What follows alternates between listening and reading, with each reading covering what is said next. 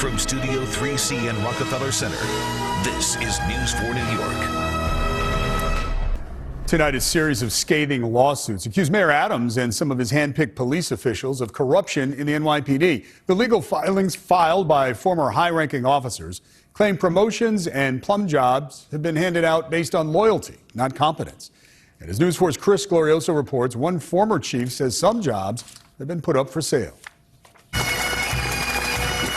Former Chief of Detectives James Essig retired last year, but he says he called it quits only because he was forced to. His lawsuit is one of 4 filed this week by former high-ranking NYPD cops who all say they were pushed out because they called out corruption and cronyism in Mayor Adams' NYPD. These are people who spent their entire lives, their entire careers, we're talking 30 to 40 years worth of their careers each, just to serve New York City. Attorney Sarena Townsend represents 2 former chiefs and 2 former assistant chiefs who accuse Mayor Adams and former NYPD Commissioner Edward Caban of retaliating after they were critical of favoritism in NYPD hiring practices. The most troubling of their allegations, that Caban was selling job promotions to cops who would pay up to $15,000. Mayor Adams deflected questions about alleged payments for promotions in his police department. It is inappropriate for me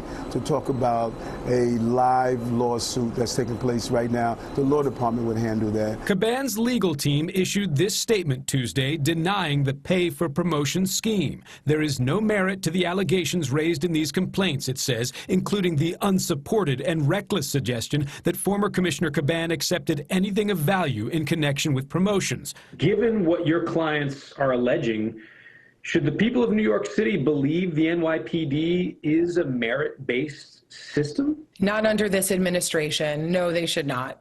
In another of the lawsuits, a former assistant chief of internal affairs says he was pushed out after investigating Chief of Department Jeffrey Madry, an Adams loyalist who admitted having sex with a lieutenant who'd racked up $200,000 in overtime.